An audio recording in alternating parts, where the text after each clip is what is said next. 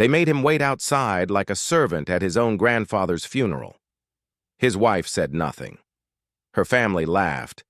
But when the lawyer opened that briefcase, every single person in that room would learn the real meaning of karma.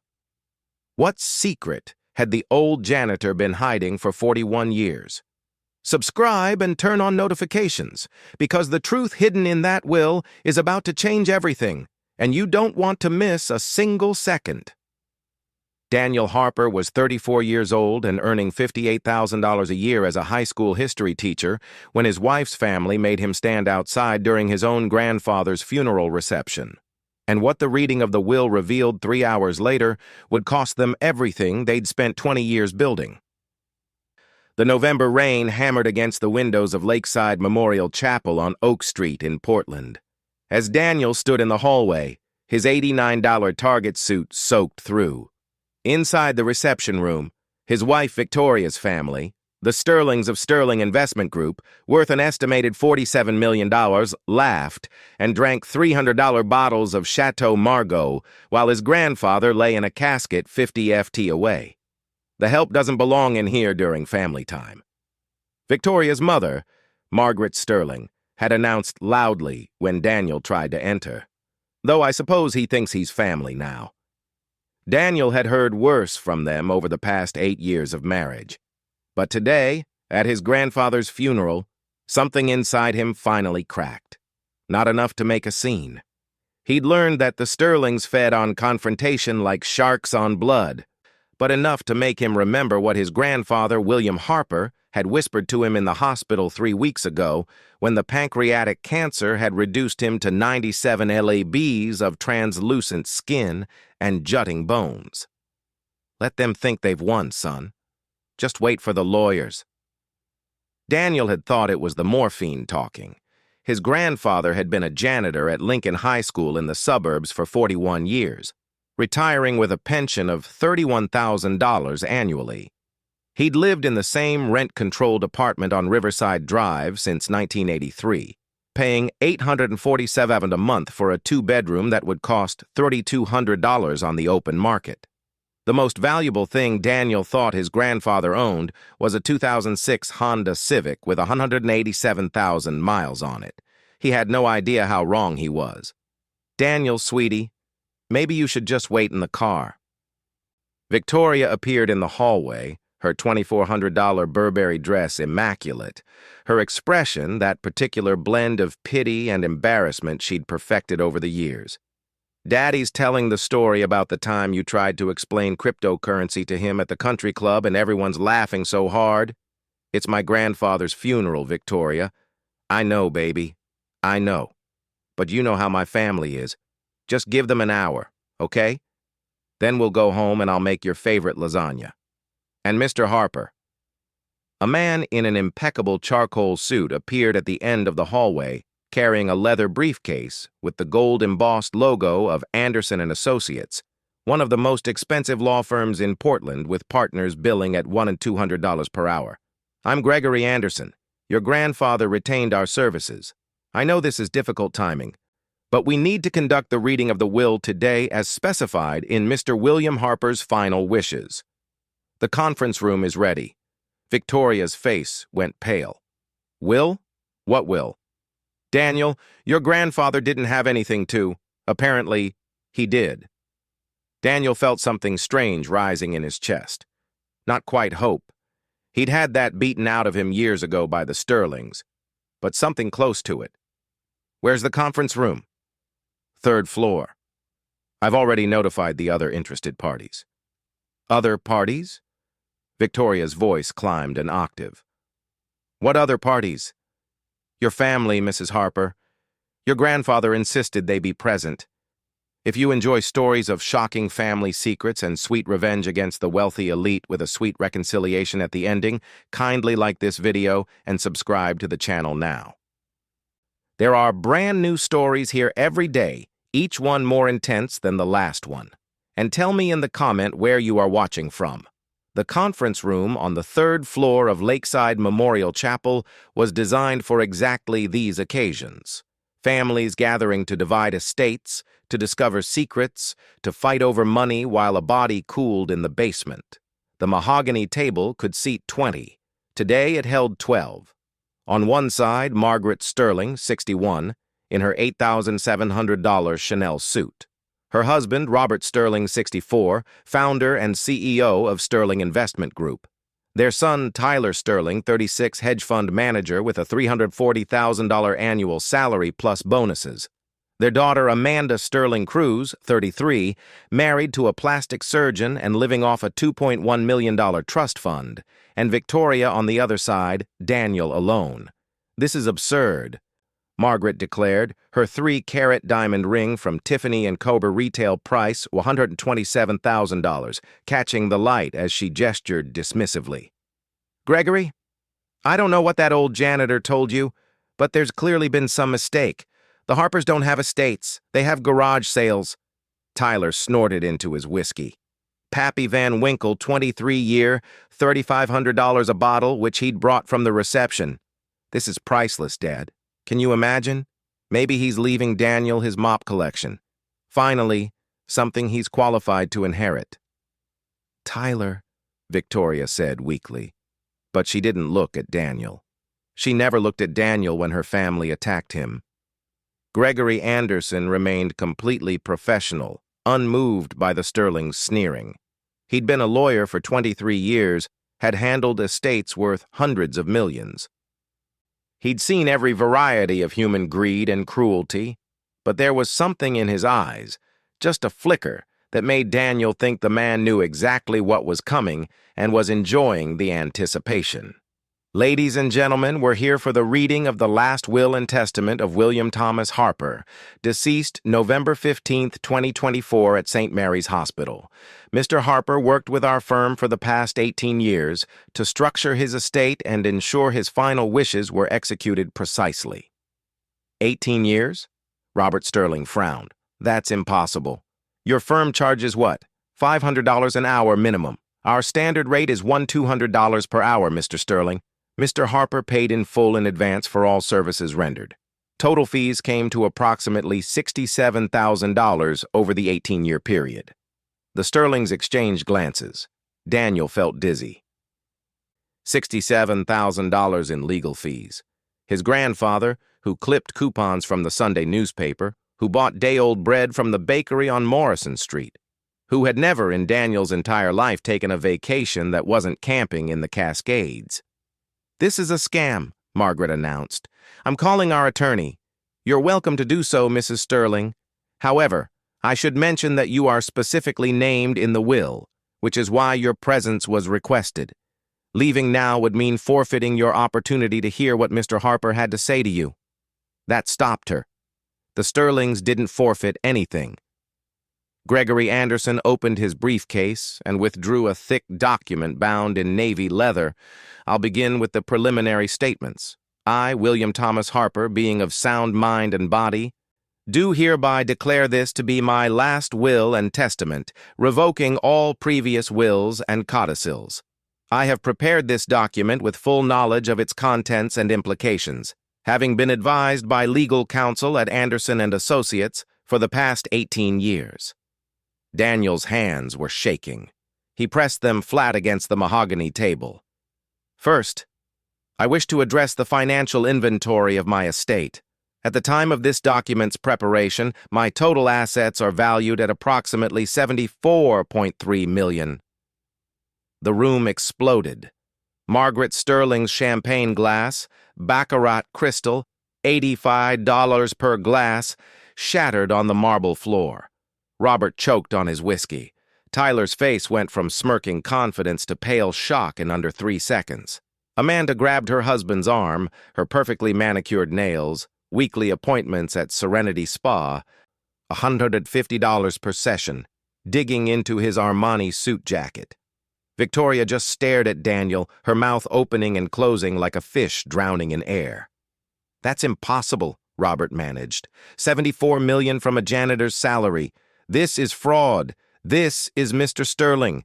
I assure you every dollar is accounted for and legal." Mr. Harper was quite thorough in his documentation. "Would you like me to continue?" "Yes, Daniel heard himself say. His voice sounded distant, like it was coming from underwater. Please continue. Gregory Anderson allowed himself the smallest smile. The source of my wealth requires explanation, as it will surprise those who knew me only as a custodial worker. In 1983, I inherited $127,000 from my uncle Edward Harper, who had no children of his own. Rather than spend this money, I invested it carefully and conservatively. I purchased a small apartment building in the Pearl District for $78,000, a neighborhood that was considered undesirable at the time. I lived frugally, continued working my job, and reinvested all rental income. Daniel remembered that building. His grandfather had sold it in 2005, and Daniel had thought it was because he needed money for medical bills his grandmother had accumulated before she died. Over the next 41 years, I bought and sold 17 properties in Portland, Beaverton, and Gresham, always ahead of gentrification patterns. I purchased stock in Apple Computer in 1985 for $3 per share and held it through every split. I bought Amazon at $18 per share in 1997. I invested in Google's IPO in 2004. I purchased Bitcoin in 2011 when it traded at $7 per coin. I now hold 847 Bitcoin, currently valued at approximately $31.2 million at today's market price of $36,850 per coin. Tyler Sterling looked like he was going to vomit. He'd spent the last 5 Christmases explaining to Daniel very slowly, as if to a child, how cryptocurrency was a scam that only idiots fell for. I lived as a janitor because I enjoyed the work. I liked the students at Lincoln High. I liked having a purpose and a routine. I did not live frugally because I was poor. I lived frugally because I am not a fool. Every dollar I didn't spend on useless luxuries was a dollar that could grow, compound, and eventually provide security for my only grandson, Daniel Thomas Harper. Daniel felt wetness on his cheeks and realized he was crying. His grandfather, his quiet, humble grandfather who had packed his lunch in a brown paper bag every day, who had taught Daniel that true wealth wasn't about impressing others, but about having choices, had been worth more than the entire Sterling family combined. Now, to the distribution of my estate, Gregory Anderson continued, and the temperature in the room seemed to drop 20 degrees. To my beloved grandson, Daniel Thomas Harper, I leave the entirety of my financial assets, all properties, stocks, bonds, cryptocurrency holdings, and cash accounts totaling $74.3 million. This includes the following specific assets. The lawyer began reading a list that seemed to go on forever. 3 apartment buildings in Portland currently generating $42,000 in monthly rental income. A mixed-use property in Beaverton worth $3.7 million. Stock portfolios with Fidelity $12.4 million. Vanguard $8.9 million. And Charles Schwab $6.2 million. Checking and savings accounts at Wells Fargo totaling $1.8 million. The Bitcoin wallet worth $31.2 million. Daniel couldn't process it. The numbers were too big, too impossible. This morning, he'd been a high school teacher who drove a 2012 Toyota Camry with a cracked windshield. Now he was worth more than most people would earn in 1,000 lifetimes. This is Tyler slammed his hand on the table. He's contesting this. We're contesting this. That old man was clearly senile and Daniel obviously manipulated. Mr. Sterling, Gregory Anderson's voice cut through the room like a knife. I would advise you to remain silent until I finished reading because the next section specifically addresses you and your family. The Sterlings fell silent, but their faces were twisted with rage and disbelief. However, Gregory continued, Before Daniel can claim his inheritance, there is one condition he must fulfill and several specific bequests I wish to make to the Sterling family. Victoria grabbed Daniel's hand across the table. See, there's a condition.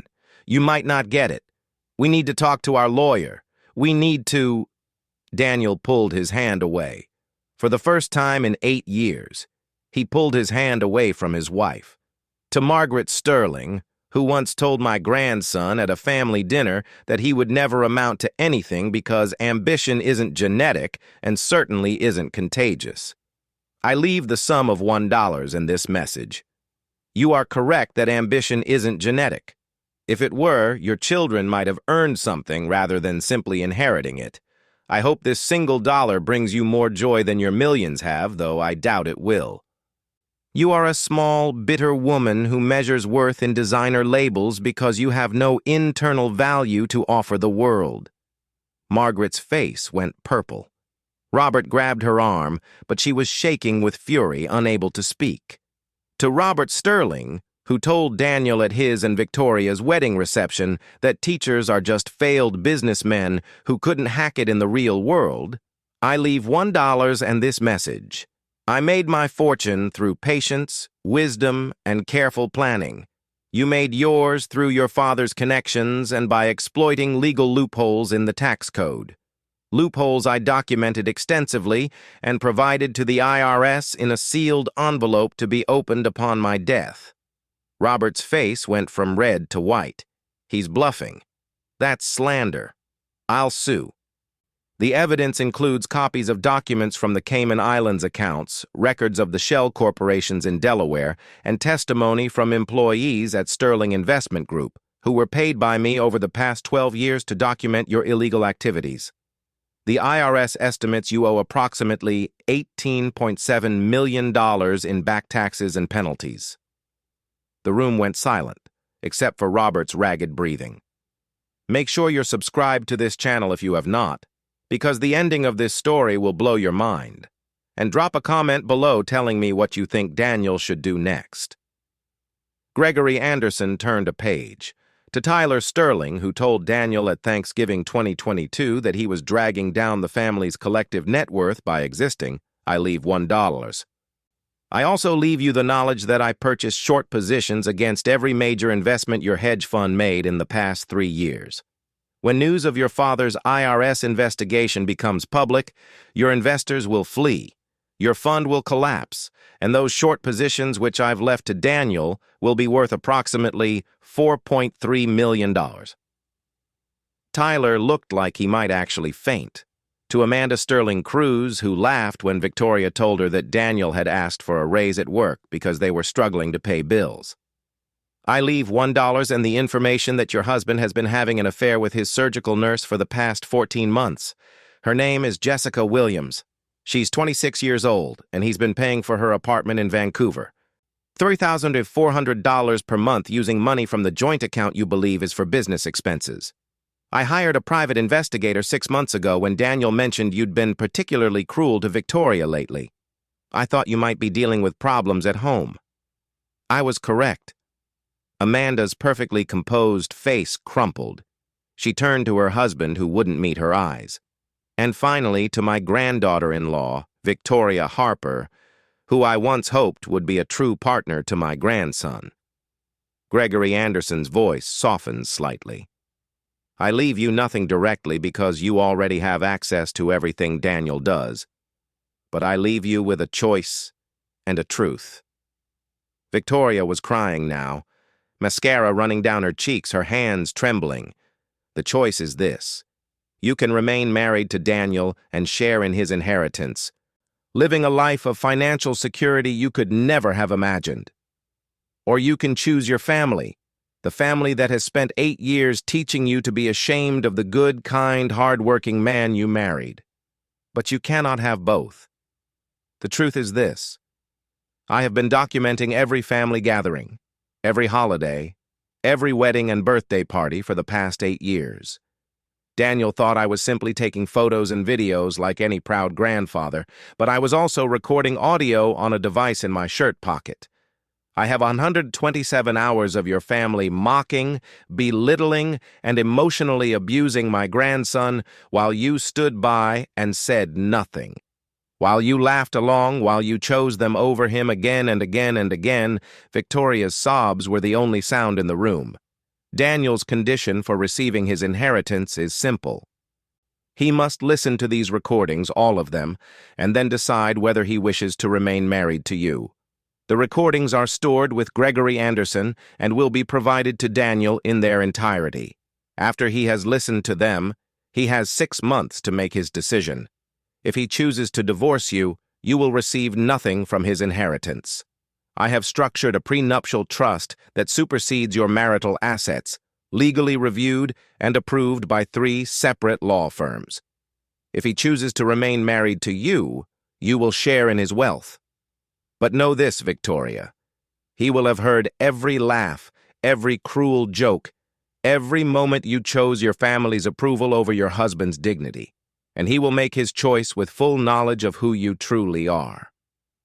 However, Gregory Anderson's voice darkened considerably. There is one additional matter that requires immediate attention. In the course of my investigations into the Sterling family's financial improprieties, I uncovered something far more disturbing than tax evasion. The room went deathly silent. Margaret's breathing became shallow. Robert's knuckles went white as he gripped the armrest. "What are you talking about?" Victoria whispered, her face draining of all color. In April of 2023, Gregory continued, reading directly from the will, I became aware through my private investigator that the Sterling family had begun discussing what they referred to as the Daniel problem. "This is outrageous." Robert jumped to his feet. "You can't possibly—" "Sit down, Mr. Sterling, or I will have security remove you from this reading. Your opportunity to contest these findings will come later. Right now, you will listen." Robert sat, but his jaw was clenched so tight Daniel could see the muscles jumping. The discussions, Gregory continued, were recorded during several family dinners at the Sterling estate.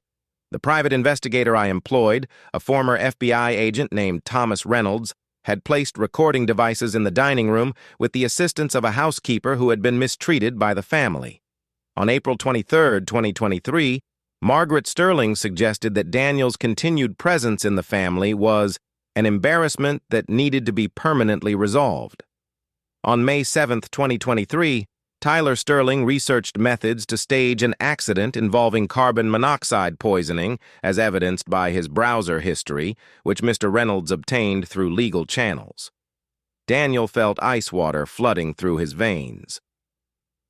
They had planned to kill him. His wife's family had actually discussed murdering him. On May 19, 2023, Robert Sterling transferred $50,000 to an offshore account designated for family problem resolution, a transaction that was documented and traced to a known criminal facilitator in Seattle named Marcus Webb. "Amanda," Gregory said, looking directly at her, "your text message to your mother on June 3, 2023, read, 'Is the Daniel situation handled yet? V is getting suspicious about all the family meetings.'" The room was spinning. Daniel grabbed the edge of the table to steady himself, and Victoria, Gregory's voice was gentle now, almost sympathetic. "On June 8, 2023, your mother told you explicitly that they were planning to remove Daniel from the picture permanently. Your response, documented in a recorded phone call, was, 'I don't want to know the details. Just make sure it doesn't trace back to me.'" Victoria's sobbing intensified. No, I didn't mean. I thought they were talking about convincing you to leave, about paying you off. I didn't think." "You didn't ask," Gregory interrupted. "When your mother used the words, 'remove permanently,' you didn't ask for clarification. You simply said you didn't want to know the details." "The plan," Gregory continued, "was interrupted by 2 factors. First, Mr. Harper's health declined rapidly, and the family decided to wait until after his death, believing there would be no estate to complicate matters. Second, Mr. Harper informed me of the situation, and I immediately contacted the FBI. Special Agent Sarah Randy of the FBI's Portland field office has been building a case against the Sterling family for conspiracy to commit murder for the past 18 months. Gregory withdrew another folder from his briefcase. These documents, along with the recordings, text messages, financial records, and testimony from Marcus Webb, who agreed to cooperate in exchange for a reduced sentence on unrelated charges, will be turned over to the FBI immediately following this reading. Mr. Sterling, Mrs. Sterling, Tyler, Amanda, and yes, Victoria, you are all facing federal charges of conspiracy to commit murder. The penalties for such charges range from 10 years to life in federal prison. Daniel couldn't breathe, couldn't think. His wife had known they wanted to kill him and had said she didn't want to know the details, not know. Not stop, not I'll divorce him myself, just I don't want to know the details. Daniel, Victoria reached for him across the table. Please, you have to understand. I never thought they'd actually do it. I thought it was just talk, just my mother being dramatic. You have to believe me. Gregory Anderson carefully placed the documents back in his briefcase. Mr. Harper wanted you to know, Daniel, that you were never paranoid. Every instinct that told you something was wrong, that you weren't safe, that they hated you beyond normal in-law tension, all of it was correct. He spent the last 2 years of his life not just building your financial future, but protecting your physical life. The FBI will be waiting outside to take statements from everyone present. Mr. Harper's final wish was that you be free, Daniel. Free from financial dependence, free from emotional abuse, and free from people who valued their pride more than your life. This reading is concluded. Gregory Anderson closed his briefcase with a decisive click. As if on cue, the conference room doors opened. 4 FBI agents in dark suits entered, badges visible on their belts. Special Agent Sarah Randy, a woman in her mid-40s with sharp eyes and an air of absolute authority, stepped forward. Ladies and gentlemen, I'm Special Agent Randy with the FBI. Robert Sterling, Margaret Sterling, Tyler Sterling, Amanda Sterling Cruz, and Victoria Harper, you are all persons of interest in an ongoing federal investigation into conspiracy to commit murder. We need you to come with us for questioning. You can't do this, Margaret shrieked. We haven't done anything. Mrs. Sterling, I suggest you remain calm. We have recorded conversations, financial transactions, and testimony from multiple witnesses, including the individual your husband paid $50,000 to facilitate the murder of Daniel Harper. You will have the opportunity to explain your side of the story at our field office.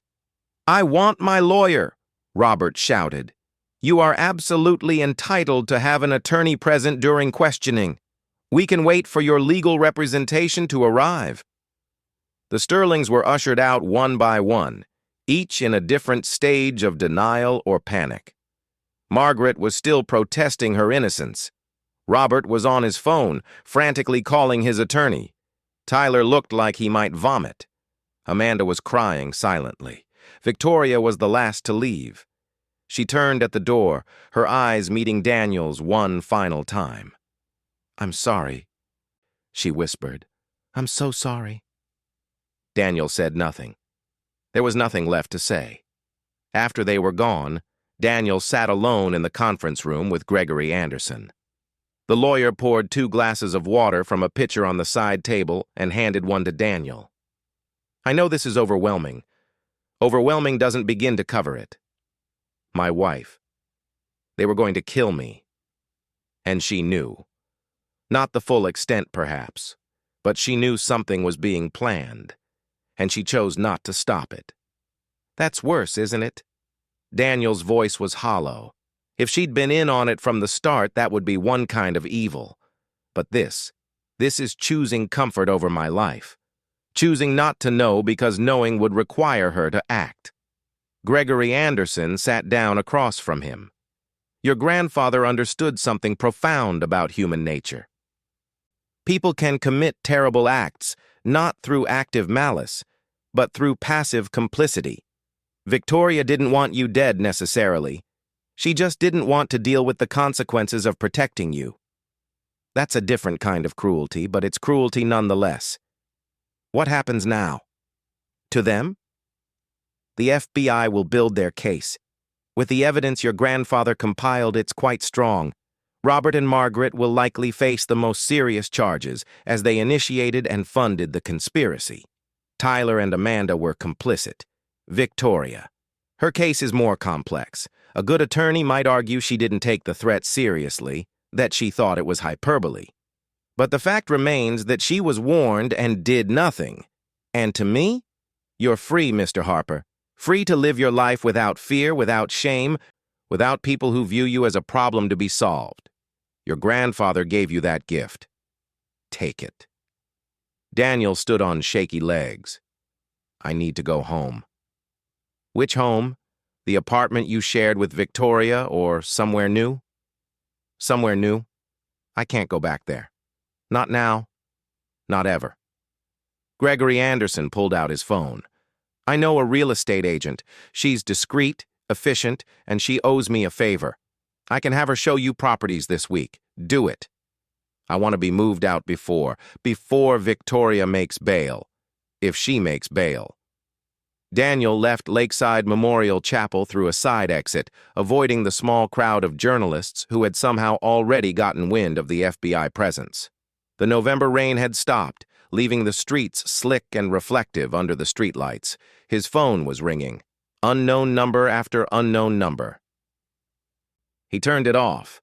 The apartment Daniel had shared with Victoria in the Northwest District, a 900 SQFT one-bedroom that cost them $3,200 a month, eating up half his post-tax salary, felt like a crime scene when he returned that evening. Every corner held a memory that had been recontextualized by the day's revelations. The couch where Victoria had cuddled with him while planning his murder. The kitchen where she'd made him breakfast while her family researched carbon monoxide poisoning. The bedroom where she'd told him she loved him while knowing he might not live to see another year. He couldn't stay here, not even for one more night. Daniel threw his essentials into a suitcase. Clothes, toiletries, his laptop, the framed photo of his grandfather from his college graduation. Everything else could rot for all he cared. He called Gregory Anderson. Is there a hotel you'd recommend? Somewhere quiet. The Sentinel Hotel downtown. I'll call ahead. They'll have a suite ready for you. Don't worry about the cost, Mr. Harper. You're a wealthy man now, even if it doesn't feel real yet. It doesn't feel real. None of this feels real. Give it time. Grief, betrayal, and sudden wealth are each enough to unhinge a person. You're dealing with all three simultaneously. Be gentle with yourself. The Sentinel Hotel was everything the apartment wasn't. Clean, anonymous, free of memories. The suite was larger than his entire apartment, with a view of the Willamette River that sparkled in the night. Daniel sat on the edge of the enormous bed and finally let himself fall apart. He cried for his grandfather, who had spent his final years not just building a fortune, but orchestrating an elaborate protection plan because he knew his grandson was in danger. He cried for the 8 years he'd spent trying to be good enough for people who were planning his death. He cried for the marriage that had never been real, for the wife who had valued her comfort over his life. And when the tears finally stopped, he felt something else. Rage. Pure, clean, clarifying rage. They had wanted to kill him.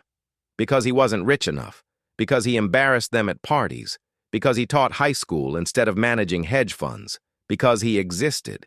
His phone, which he'd turned back on, buzzed with a text from an unknown number. Mr. Harper, this is Special Agent Randy. I know today was traumatic. When you're ready, I'd like to take your full statement. We're building an airtight case. They won't hurt anyone ever again. Daniel texted back, tomorrow. 9 a.m. Where? FBI Field Office, 1500 Bancroft Street. I'll be there. Another text came through, this time from Gregory Anderson. The real estate agent, Patricia Holmes, will meet you at 10 a.m. tomorrow. I've briefed her on your situation. She's found several properties that might suit your needs. All in neighborhoods far from anywhere the Sterlings frequent. Thank you for everything my grandfather asked you to do, and for doing it so well. It was an honor to work with William Harper. He was one of the finest men I've ever known. He certainly thought the world of you. Never doubted you for a moment, even when you doubted yourself. Daniel set his phone aside and opened his laptop. He pulled up the encrypted email Gregory Anderson had sent him. the one with login credentials to the server containing the 127 audio files of his humiliation. He'd been supposed to listen to them before making a decision about his marriage. That decision had been made for him in the most horrific way possible, but he needed to listen anyway, needed to understand exactly how blind he'd been. He started with the oldest file from December 24, 2017, 6 months after their wedding. His grandfather's voice came through first, slightly muffled. "Daniel, hand me your coat. I'll hang it up." Then laughter from the main room, Margaret's voice, loud and clear.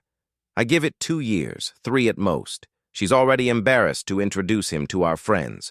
Robert's response: "He's a nice enough kid. Not bright, but nice." Nice doesn't pay for private schools or beach houses in the Hamptons. Margaret said she'll wake up eventually. Then Victoria's voice, the sound that had whispered, "I love you" to Daniel that morning. "Mom, stop. He might hear you." "Oh, please.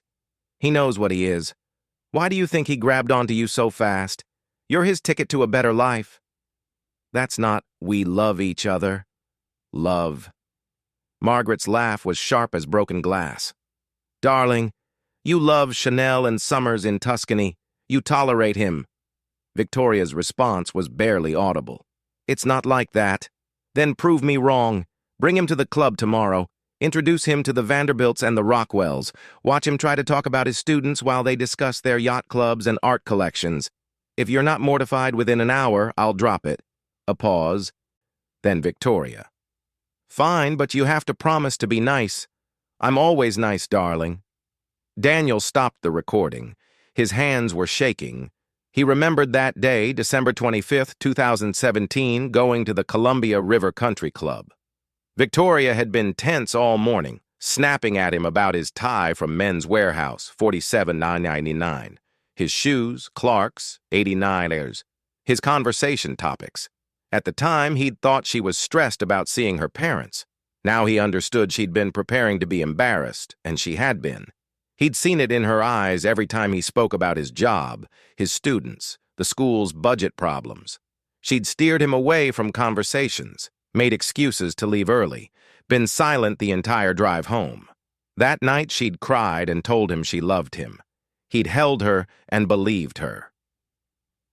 He pressed play on the next file. Over the next 6 hours, Daniel listened to Christmas dinners and birthday parties, engagement celebrations, and casual Sunday brunches. He heard his father-in-law explain to a business associate that Victoria married a teacher of all things. "We're hoping it's a phase." He heard Tyler tell a group of friends that my sister's husband is basically a professional babysitter with a degree. He heard Amanda describe him as sweet, but dim to her husband's colleagues. And through it all, he heard Victoria, not defending him, not arguing, not leaving, just agreeing softly, reluctantly sometimes, but always ultimately agreeing.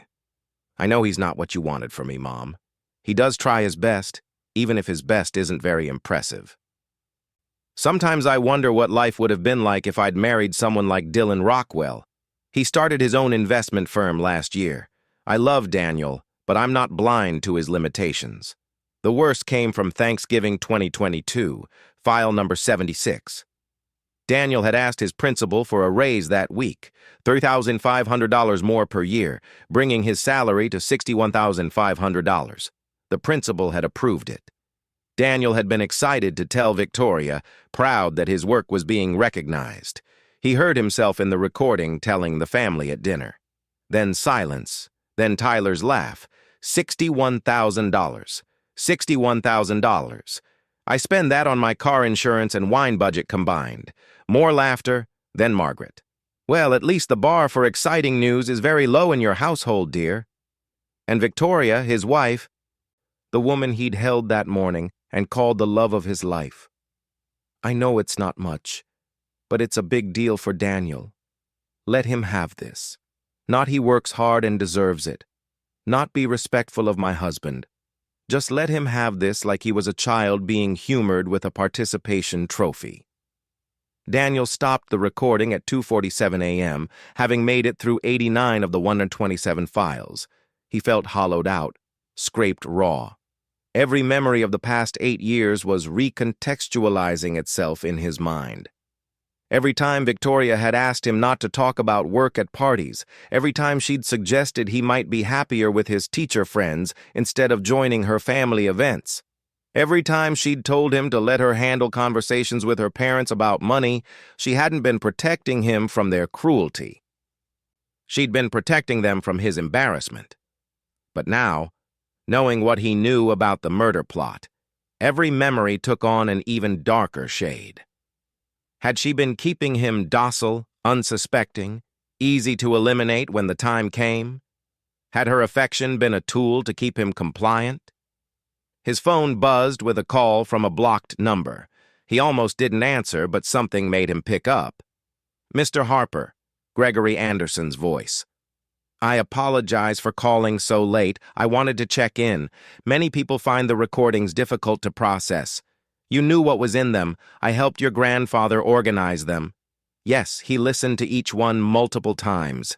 Why didn't he tell me? All these years he knew what they said about me, how Victoria let them say it, what they were planning. And he wanted to many times, but he was a wise man, Mr. Harper. He knew that if he told you, you might not believe it. You might think he was trying to sabotage your marriage out of jealousy or class resentment. But evidence you can't argue with, especially when that evidence might save your life." Daniel laughed, a bitter sound. He was thorough. He loved you very much, and he understood something important. Financial security gives you the freedom to make choices based on what's right, not what's necessary. Right now, you needed Victoria financially. You couldn't afford to divorce her, couldn't afford to cut ties with her family. You'd lose the apartment, struggle to pay legal fees, possibly damage your career if she turned vindictive. But with your inheritance, you're free. Free to choose who you want in your life based on how they treat you, not based on economics. Free to be alive, because you can afford protection, security, independence. She tried to have me killed. Not directly, perhaps. But she knew something was being planned and chose ignorance over action. That's its own form of guilt. What do I do now? That's entirely up to you, Mr. Harper. The FBI will handle the criminal case. You should focus on building the life your grandfather wanted for you. A life of purpose, dignity, and safety. Daniel looked around the hotel suite at the temporary shelter it provided. This had been his life. Small, contained, manageable, under constant threat. What do I do with all this money? With this freedom? Whatever brings you peace, whatever honors your grandfather's memory. Whatever makes you feel like you're living, not just surviving. After Anderson hung up, Daniel pulled up real estate listings on his laptop. He filtered for Portland homes in his new price range, which was essentially unlimited. Penthouses in the Pearl District, $12.4 million. Luxury condos in the South Waterfront, $8.9 million. Historic mansions in the West Hills, $15.7 million. He could buy any of them in cash. The thought was dizzying. Instead, he searched for something simpler, a 3-bedroom house in Laurelhurst, near his grandfather's old neighborhood. Craftsman-style, original hardwood floors, a view of Mount Hood. Listed at $2.3 million. He could buy it tomorrow without even denting his inheritance. His phone buzzed again. Victoria from her mother's phone, presumably her own having been confiscated by the FBI. "Please, Daniel, we need to talk. I love you. I know I've made mistakes, but I love you." He stared at the message for a long time. Did she love him? Had she ever? Or had she loved the idea of a safe, controllable husband who would never threaten her family's dominance in their marriage? A husband who could be eliminated if he became too inconvenient? He opened file number 127, the most recent recording. His grandfather's retirement party at Lincoln High, 6 months before his cancer diagnosis. Victoria had come reluctantly, complained about parking, spent most of the evening on her phone. He heard himself introducing Victoria to Mrs. Patterson, a colleague. "This is my wife, Victoria. Victoria, Mrs. Patterson teaches chemistry." "Lovely to meet you," Victoria said. Then to someone else, Tyler, visiting from the city for dinner afterward. "Can we leave soon?" This is depressing. All these people celebrating someone's retirement after 40 years of making minimum wage. It's not minimum wage, Tyler's voice amused. It's slightly above minimum wage. Very slightly. I don't know how Daniel does it every day surrounded by this mediocrity. Don't tell him I said that. Your secret's safe with me. Though honestly, isn't he kind of the definition of Tyler? Stop. What? It's not mean if it's true. He's a nice guy, Victoria, but let's be honest, he's not going to change the world teaching teenagers about the Civil War. He's not going to make money. He's not going anywhere. You could have married Dylan Rockwell and been living in a penthouse with a Porsche Cayenne. Instead, you're in a one-bedroom walk-up with a guy who thinks Olive Garden is fine dining. A long pause. Then, Victoria, I know just that. I know. Not he's a good man, not I don't care about money, not I love him. Just, I know. Daniel closed his laptop. Something in his chest, something that had been cracking slowly over the past 8 hours, finally broke completely. Not with anger, not with tears, just with a quiet, certain clarity. He picked up his phone and texted Gregory Anderson. I need you to do 3 things for me, Daniel wrote. First, start the paperwork for a divorce. I want the prenuptial trust activated immediately. Victoria gets nothing from my inheritance. Understood. Second, I want to buy a house. Send me the real estate agent's contact information. Budget is $3 million or under. I want to be moved in by the end of the month. Done. And third, I want to cooperate fully with the FBI investigation. Whatever they need from me, statements, testimony, anything. I want to make sure the Sterlings never hurt anyone again. There was a smile in Gregory's response. Your grandfather would be proud, Mr. Harper. He always said you were kinder than the Sterlings deserved, but never stupid. I'm done being kind to people who think kindness is weakness.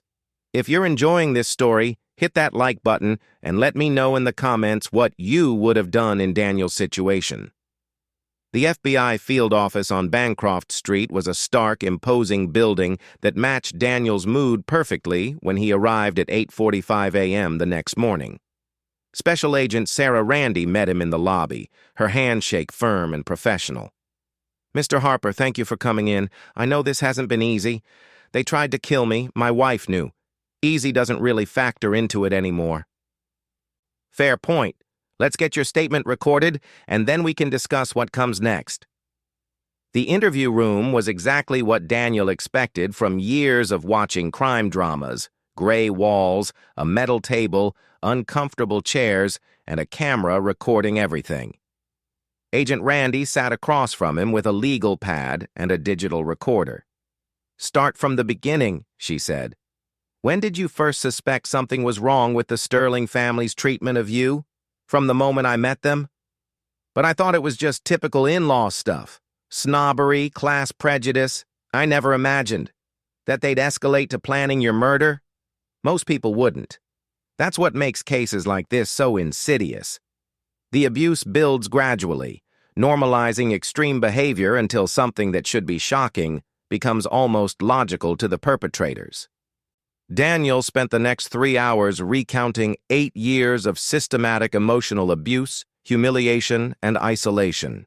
He described holidays where he was excluded from family photos, dinners where his achievements were mocked, and countless moments where Victoria had chosen her family's approval over his dignity. Then came the harder part, the months leading up to the murder plot. In early 2023, did you notice any change in the Sterling family's behavior toward you? Daniel thought back. They were less openly hostile, actually. More polite, like they'd decided to tolerate me. I thought maybe we'd turned a corner.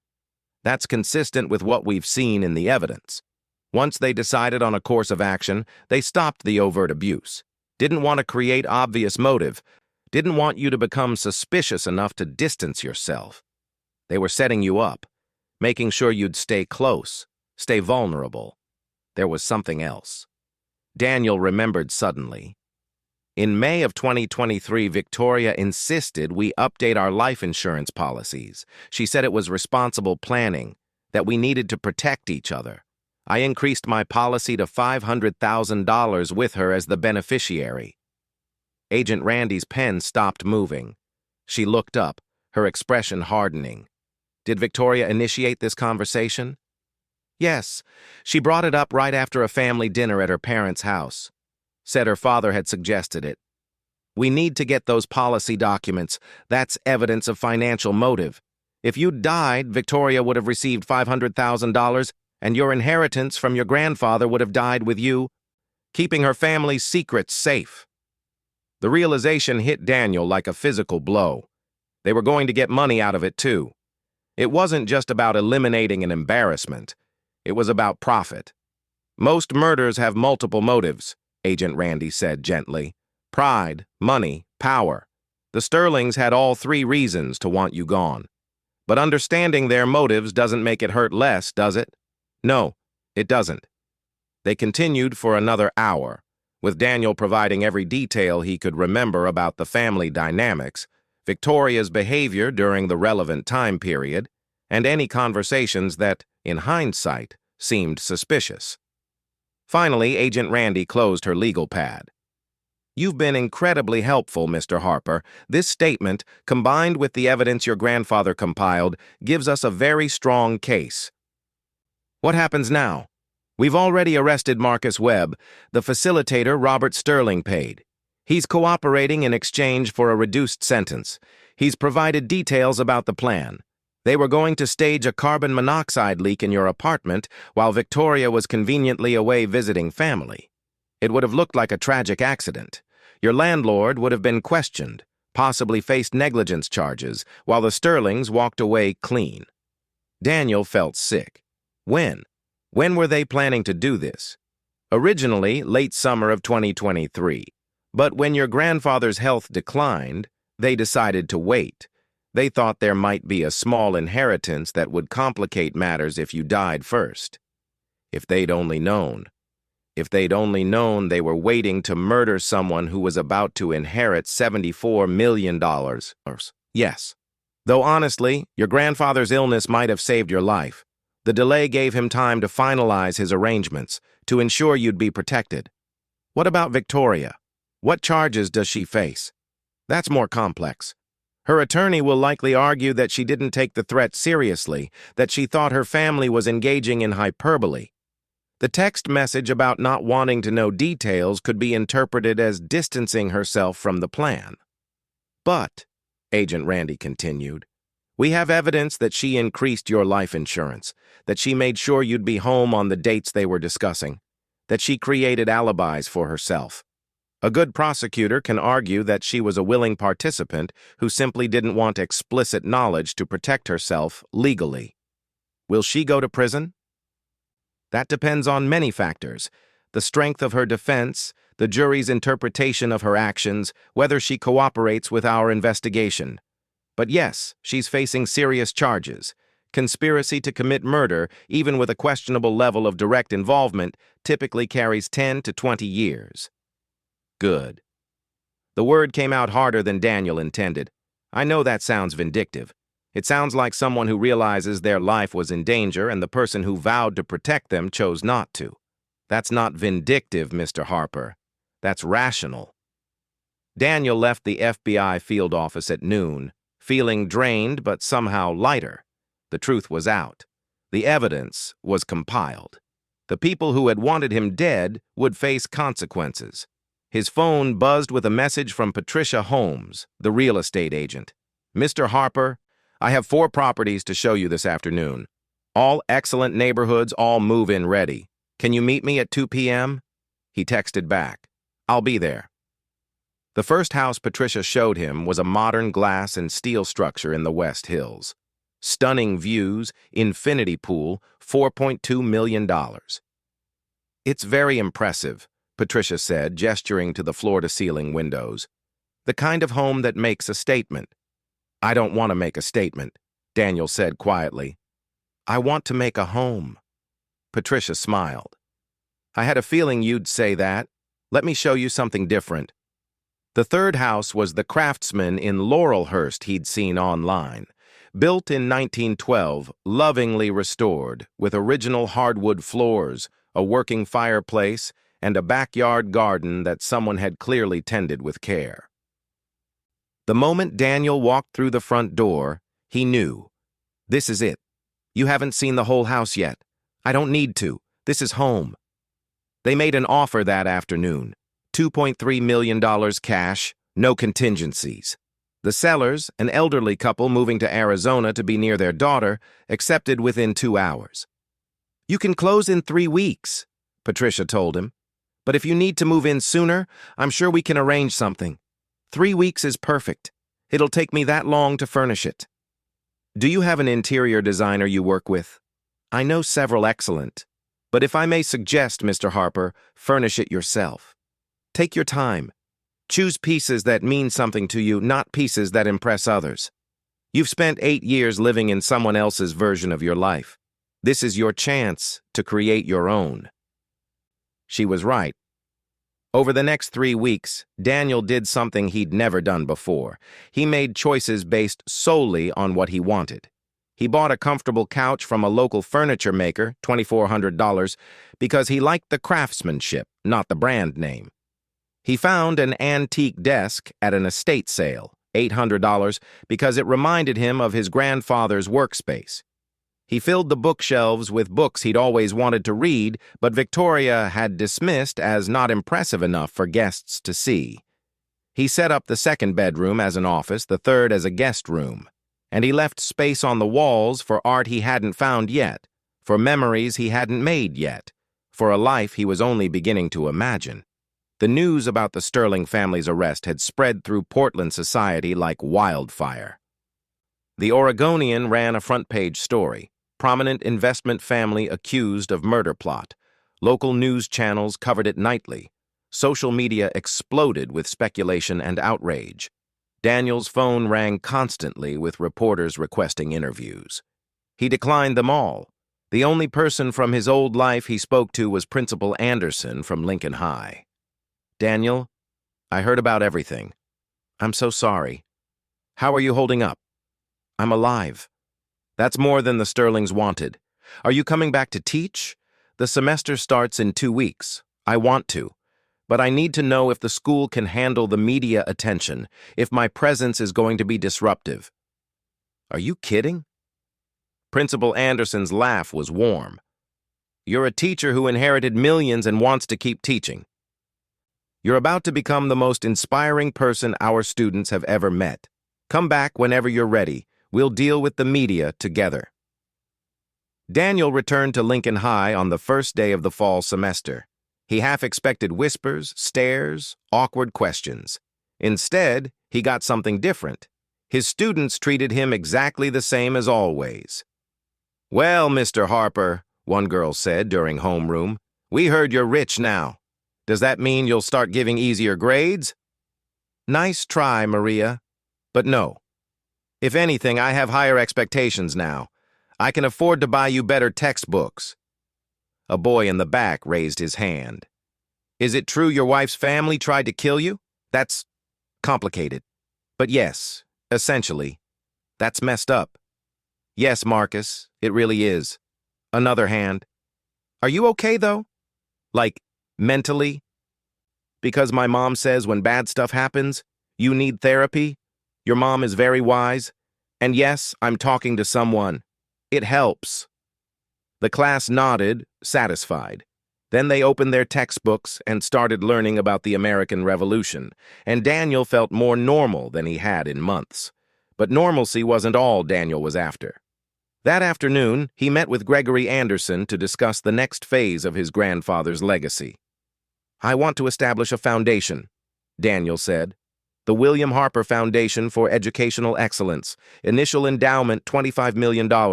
Gregory smiled. Your grandfather predicted you'd do something like this. He'd be proud. The foundation will provide full scholarships to students from low-income families who want to pursue teaching careers. Full tuition, room and board, living expenses, everything. Because we need more teachers who understand that education is about more than money. How many students are you thinking? 12 per year to start. That's approximately $1.7 million annually. I can sustain that indefinitely with the investment income alone. Gregory made notes. What else? A $5 million donation to Lincoln High for renovations, technology upgrades, and a permanent fund for classroom supplies. Teachers shouldn't have to buy their own pencils and paper. Agreed. Anything else? An after-school tutoring program. Free. Available to any student in the area who needs help. I want to hire retired teachers at $35 per hour, 3 hours per day, 5 days per week. Same thing my grandfather did, but systematized and expanded. Budget? Approximately $820,000 per year. Consider it done. Where will you house the program? I'll rent a space on Riverside Drive near my grandfather's old apartment. We'll call it Harper's Place. Over the next 3 months, Daniel watched his grandfather's dream take shape. Harper's Place opened in December 2024, a renovated storefront with bright lights, new desks, and 15 retired teachers who remembered William Harper and were honored to carry on his work. The first week, 47 students showed up.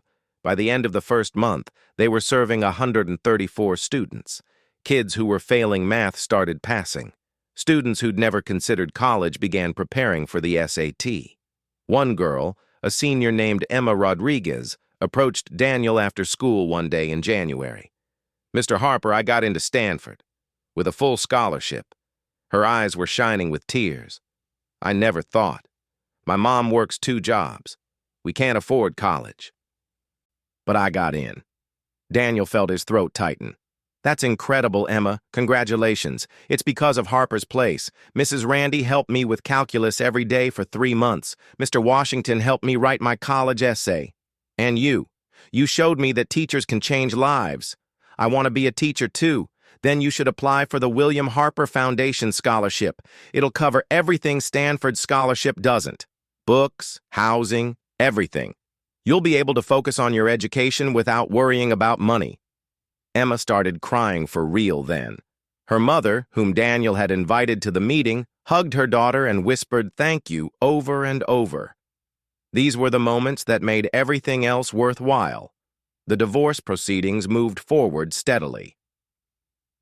Victoria's attorney had tried to challenge the prenuptial trust, but 3 separate law firms had reviewed William Harper's work and confirmed it was ironclad. Victoria would receive her share of the marital assets accumulated during their marriage, which amounted to about $87,000 from joint savings accounts funded by her family's gifts, half the furniture from their old apartment, and her car. That's it. 8 years of marriage, and she walked away with less than $100,000. The criminal trial was scheduled for May 2025. The FBI had built an overwhelming case. Robert Sterling faced charges of conspiracy to commit murder, tax evasion, and wire fraud. Margaret Sterling faced conspiracy charges. Tyler faced conspiracy and accessory charges. Amanda faced lesser charges but was cooperating with prosecutors. And Victoria's case was complicated by her attorney's argument that she hadn't understood the seriousness of her family's plans. But the prosecution had the text messages, the life insurance policy changes, the alibis she'd created. It wasn't looking good for her. Daniel tried not to think about it too much, tried not to imagine Victoria in prison, the woman he'd once loved reduced to a jumpsuit and a cell. But then he'd remember her words. "I don't want to know the details," and his sympathy would evaporate. 6 months after his grandfather's funeral, on a surprisingly warm May afternoon, Daniel sat in his backyard in Laurelhurst, watching the cherry blossoms fall like snow. His phone buzzed. Gregory Anderson. "Daniel, Victoria has requested a meeting. No lawyers, just you and her. She says she has something to give you." "I don't want to see her. I understand, but she's insisting it's important, not about the divorce or the criminal case, something else." Daniel sighed. "Where and when?" "Laurelhurst Park, tomorrow at 2 p.m. It's public, safe. I can have someone there discreetly if you'd like." "No, I'll meet her. I need to close this chapter." Victoria was waiting by the pond when Daniel arrived, sitting on a bench and watching the ducks. She looked different, thinner, older, wearing jeans and a simple sweater instead of designer clothes. Her wedding ring was gone. "Thank you for coming," she said quietly. "I wasn't sure you would. Your lawyer said it was important. It's not about the divorce. That's done. I signed everything. You won." She laughed bitterly, though. "I guess winning is relative when you lose everything else. How is your family?" "Dad's in federal prison awaiting trial. They denied bail because he's a flight risk. Mom's under house arrest. Tyler's hedge fund collapsed. He's working as a financial analyst in Salem, making $87,000 a year. He calls me drunk sometimes, crying about how we lost everything. Amanda's divorce was finalized. Her husband's career is over. And me? I'm facing 15 to 20 years in federal prison. My attorney says the best he can do is negotiate down to 10. And you? I'm a yoga instructor, 23 classes a week at $35 per class. I make about $42,000 a year while I wait for trial. Plus, I'm finishing my certification to be a life coach." She met his eyes. "I'm actually happy, Daniel. For the first time in my life, I'm not competing with anyone or trying to impress anyone. I'm just existing. It's terrifying and liberating." "Even knowing you're going to prison?" "Maybe especially because of that. I'll have a lot of time to think about who I've been and who I want to become." They sat in silence for a moment. A duck landed in the pond with a splash, breaking the stillness. "Why did you want to meet?" Daniel asked. Victoria slid an envelope across the bench. Inside was a check made out to the William Harper Foundation for $15,000. "It's everything I saved in 6 months of teaching yoga," she said. "I wanted it to go to a scholarship in your grandfather's name. He was a better person than anyone in my family, and I never appreciated that until it was too late." Daniel looked at the check, then at Victoria. She wasn't crying. She wasn't begging. She was just trying, in her imperfect way, to do something right. "I'll make sure it goes to a student who needs it," he said, taking the check. "Thank you." She stood to leave, then paused. "Are you seeing anyone dating?" "Not yet. I'm focusing on the foundation, on teaching. Maybe someday you'll find someone wonderful, someone who sees what I was too stupid to see. That you were always enough exactly as you were. There's something else I need to say." Victoria sat back down, her hands trembling. "About the murder plot. I know my attorney is arguing that I didn't understand what was happening, and maybe legally that's true. Maybe I didn't know the specific details, but Daniel, I knew enough. When my mother said, 'remove permanently,' I knew she didn't mean convince you to leave. I knew she didn't mean pay you off. I knew what she meant. And I chose not to ask, because asking would have meant I'd have to do something. I'd have to choose between you and them. And I chose them, even though it might cost you your life. Why are you telling me this? Because you deserve the truth. And because I'm going to prison anyway. My attorney thinks he can get me a plea deal if I maintain the ignorance defense, but I don't want to. I want to admit what I did, or what I didn't do, which is worse." "You could have just stayed quiet," Daniel said. "Taken the deal, served less time." "I could have. But your grandfather's will talked about choices, about how financial freedom gives you the power to choose what's right over what's convenient. I don't have financial freedom, but I have something else now. I have the freedom that comes from hitting bottom. There's nothing left to protect, no image to maintain, no family approval to chase. So I can finally choose what's right." Victoria stood again. This time, she didn't look back. "I hope you build something beautiful with your life, Daniel. Something that honors your grandfather and the man you've always been." "I hope you find peace," he said honestly. "Even after everything, I hope you find some kind of peace." She walked away across the park, and Daniel sat alone with the check and the strange feeling that he'd just witnessed someone's redemption begin. It didn't change what she'd done, didn't erase the 8 years of betrayal and the moment she'd chosen not to save his life. But it was something. A first step. Maybe that was all anyone could ask for. 3 weeks later, Victoria Harper pleaded guilty to conspiracy to commit murder, rejecting her attorney's advice and the prosecution's plea deal. She received a sentence of 12 years in federal prison, with the possibility of parole after 8. Robert Sterling received 15 years for conspiracy and 7 years for tax evasion, to be served consecutively. Margaret received 10 years. Tyler received 8 years. Amanda, who had cooperated extensively, received 3 years and probation. The investment firm collapsed. The Sterling name, once synonymous with wealth and prestige in Portland, became synonymous with greed and attempted murder. Their story became a cautionary tale, taught in ethics classes and discussed in op-eds about the corrupting influence of unchecked privilege. Daniel tried not to pay attention to the media coverage. He had more important things to focus on. By the fall of 2025, the William Harper Foundation had awarded scholarships to 24 students. Harper's Place was serving 347 students per week. Lincoln High had completed its renovations, transforming the building his grandfather had cleaned for 41 years into a state-of-the-art learning facility. And Daniel had finally started to feel like himself. Not the diminished version the Sterlings had tried to create, but the person his grandfather had always known he could be. One afternoon in October, Gregory Anderson called with an unexpected proposal. "Mr. Harper, there's someone I'd like you to meet. Her name is Rachel Kim. She's a social worker with the state, works with foster kids aging out of the system. She's brilliant, passionate about education equity, and she's looking for partners to help create a program giving former foster youth access to college prep and scholarship resources." "Why are you telling me this?" "Because your grandfather knew her. She was one of his students at Lincoln High 30 years ago. He tutored her for free, helped her get into college, changed her life.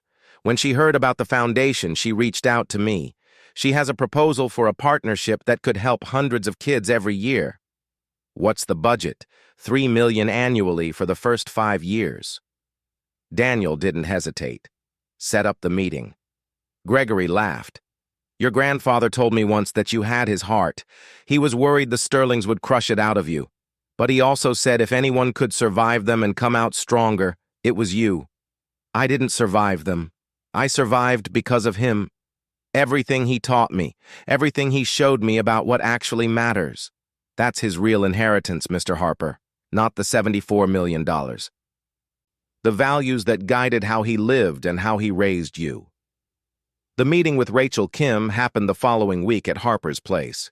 She was a woman in her mid-40s with kind eyes and an energy that reminded Daniel of the best teachers he knew.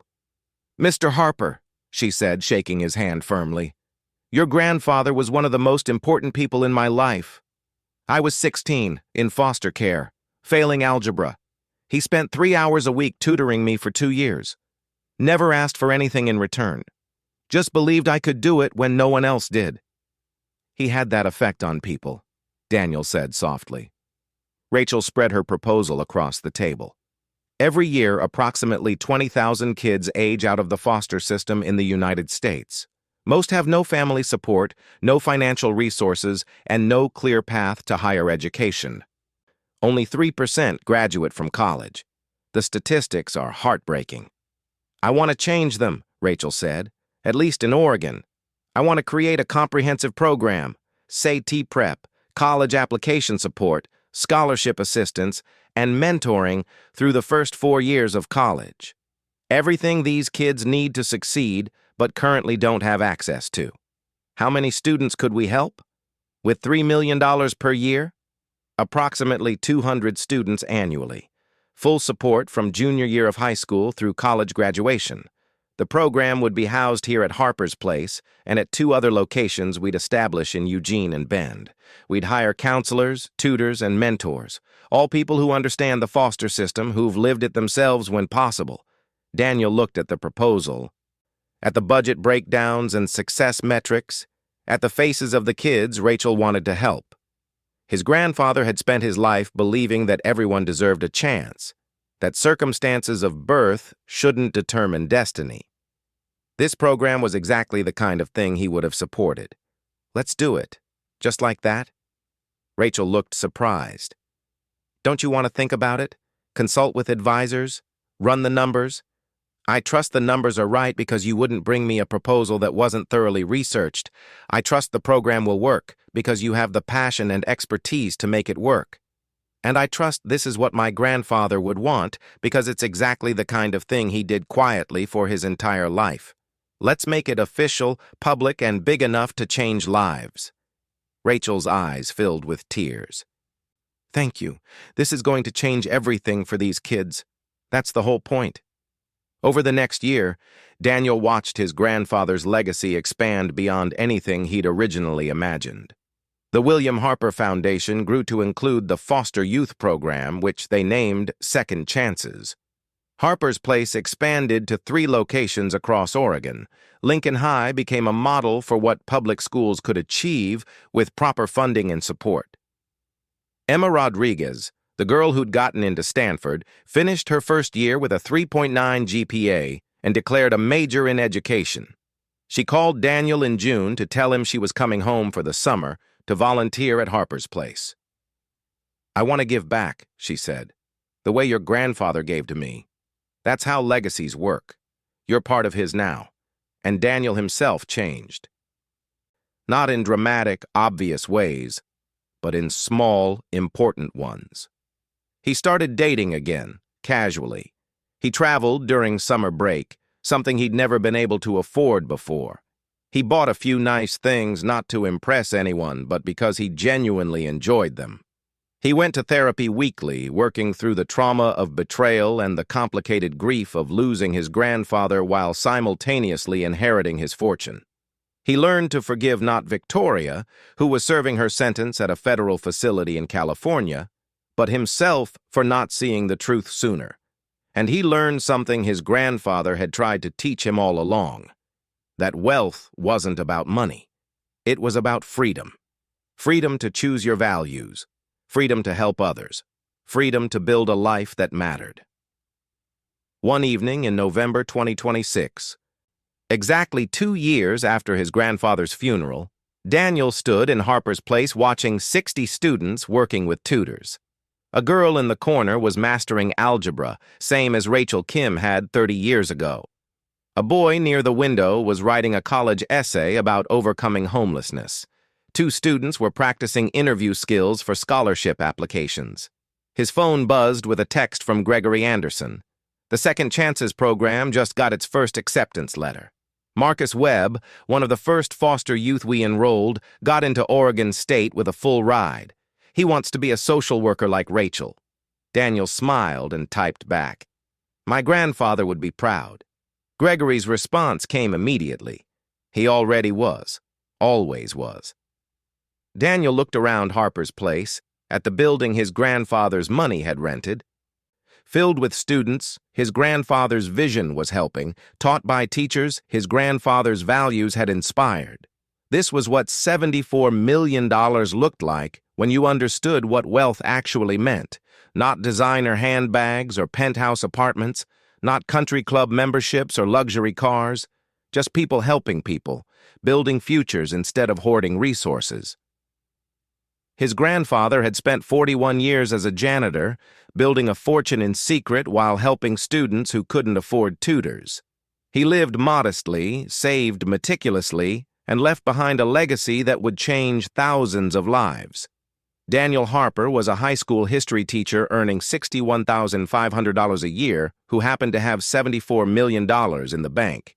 He drove a 2012 Toyota Camry, lived in a nice but not ostentatious house, and spent his free time running a tutoring program and a scholarship foundation. And for the first time in 8 years, maybe in his whole life, he felt wealthy in the way that actually mattered. Not because of the money, because of what he was building with it. Because of who he was becoming without people telling him he'd never be enough. Sometimes the best revenge isn't revenge at all. It's becoming exactly who you were meant to be without apology, without compromise, and without the people who never saw your worth in the first place. Daniel looked at the students filling Harper's Place. their faces intense with concentration, their futures opening up with each equation solved and each concept mastered. "Grandpa," he said quietly to the empty air and to the grandfather who was listening somewhere, "I get it now. I finally get it. The wealth wasn't the point. It never had been. The point was freedom, freedom to choose kindness over status, freedom to invest in people instead of impressing them, freedom to build something that mattered instead of chasing something that sparkled. His grandfather had given him $74 million, but the real inheritance was the lesson that came with it. You're worth more than other people's opinions of you, and the only validation that matters is living according to your own values." Daniel Harper had learned that lesson the hard way, but he'd learned it, and that in the end was worth more than all the money in the world.